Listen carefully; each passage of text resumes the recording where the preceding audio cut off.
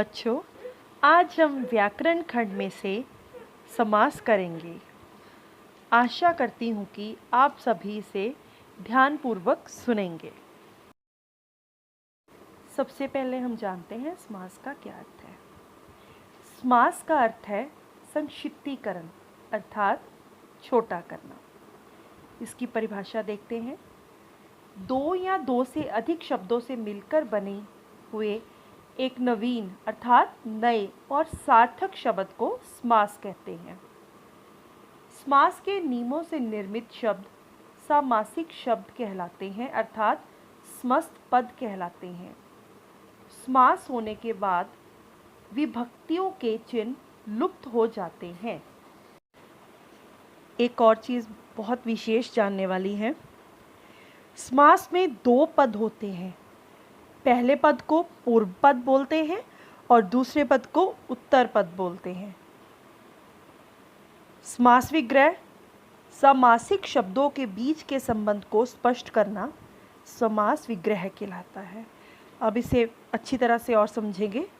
समस्त पद देखिए, यहाँ पर दिया हुआ है गंगा जल। गंगा जो है उसका पूर्व पद है आगे वाला, जल है उसका पीछे वाला उत्तर पद। देखिए, समस्त पद है गंगा जल, पूर्व पद है गंगा, उत्तर पद है जल। जब इसका समास विग्रह करेंगे, समास विग्रह का अर्थ होता है इसको अलग करना।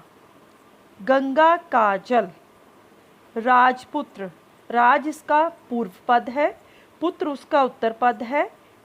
समास विग्रह हो गया राजा का पुत्र। आगे देखते हैं। समास के 6 भेद होते हैं, 6 प्रकार के समास होते हैं।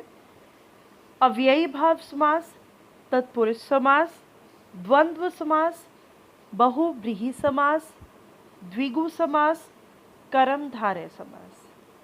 आज प्रथम भाग में हम केवल 4 ही समास करेंगे।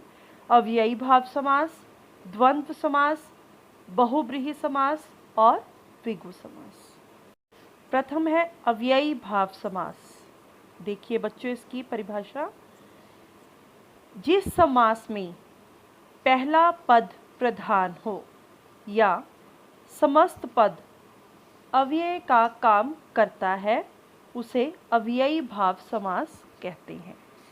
अव्यय का अर्थ हो गया जो शब्द अपना रूप नहीं बदलते। इसी को लेकर आपको आगे बताती हूँ। अव्ययी भाव समास को समझने के लिए कुछ और बातों का भी ध्यान रखना पड़ता है। इसका पहला पद प्रधान होता है। पहला पद या पूरा पद अव्यय होता है। अव्यय मैंने भी आपको बताया कि जो शब्द अपना रूप नहीं बदलते उसे अव्यय कहते हैं। अव्ययी भाव समास को और समझने के लिए 2 बातें और हैं। यदि एक शब्द की पुनरावृत्ति हो और दोनों शब्द मिलकर अव्यय की तरह प्रयुक्त हो तो वहाँ भी अव्ययी भाव समास होता है। इसके उदाहरण मैं आपको आगे बताऊंगी कि किस प्रकार शब्दों की पुनरावृत्ति होती है। एक और इसकी पहचान है, संस्कृत के उपसर्ग युक्त पद भी अव्ययी भाव समास होते हैं। कुछ ऐसे शब्द होते हैं जिनके आगे उपसर्ग लगा होता है, तो ये पहचान भी है अव्ययी भाव को, अव्ययी भाव समास जानने की। अव्ययी भाव समास के उदाहरण, एक तरफ समस्त पद है, दूसरी तरफ इसका विग्रह किया गया है।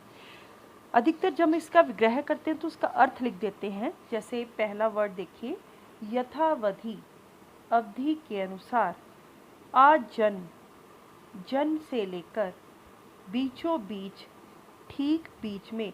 अब यहाँ बीचों बीच जो शब्द है वो शब्दों की पुनरावृत्ति हो रही है। साफ साफ, बिल्कुल साफ। दूसरा समास है द्विगु समास। इस समास का पहला पद संख्यावाची होता है और संपूर्ण पद समूह का बोध कराता है। द्विगु समास की सबसे बड़ी पहचान ये है कि इसका पहला पद संख्यावाची होता है। संख्यावाची का अर्थ है कि किसी एक गिनती का बोध कराता है, एक संख्या से ही शुरू होता है।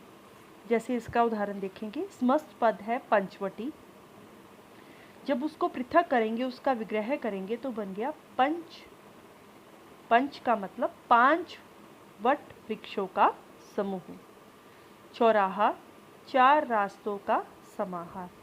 जब इसको विग्रह करेंगे तो इसमें समूह या समाहार लगेगा।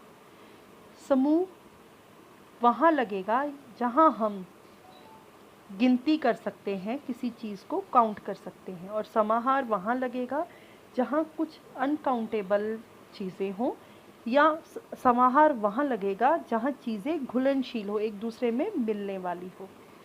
पंच तत्व, पंच तत्वों का समूह। अगला समास है द्वंद्व समास।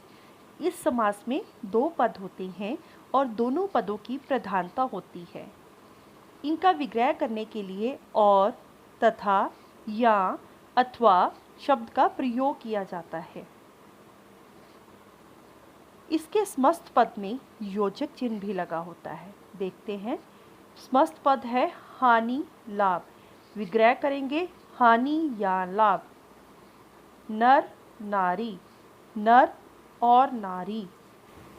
चौथा समास करेंगे बहुव्रीहि समास। बच्चों, ये परीक्षा में अक्सर आता है, इसलिए इसको ध्यान से समझें। अन्य पद प्रधान समास को बहुव्रीहि समास कहते हैं, अर्थात जिस समास में दोनों पद प्रधान ना होकर कोई तीसरा पद प्रधान होता है।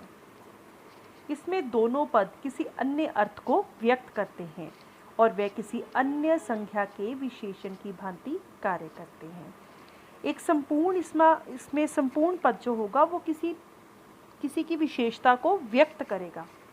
किस प्रकार? देखिए, समस्त पद दशानन, 10 है आनन, यानी कि मुख, आनन को बोलेंगे मुख। 10 है आनन जिसके, रावण। यहाँ पर दशानन जो है रावण की विशेषता को व्यक्त करता है। दशानन, दोनों ही पद प्रधान नहीं है, बल्कि दोनों पद मिलकर किसी की विशेषता को प्रकट कर रहे हैं। पंचानन, पंचानन हो गया 5 है मुख जिनके, शंकर जी। गिरिधर, गिरि को धारण करने वाले, गिरि का अर्थ हो गया पर्वत, श्री कृष्ण।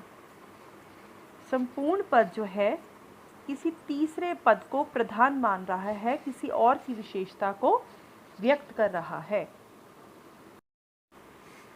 बहुव्रीहि समास को जब हम विग्रह करेंगे तो इसमें विग्रह करते समय जिसका, जिसके शब्दों का प्रयोग किया जाएगा। बच्चों, आपको इन चारों समास की एक वर्कशीट भेजी जाएगी।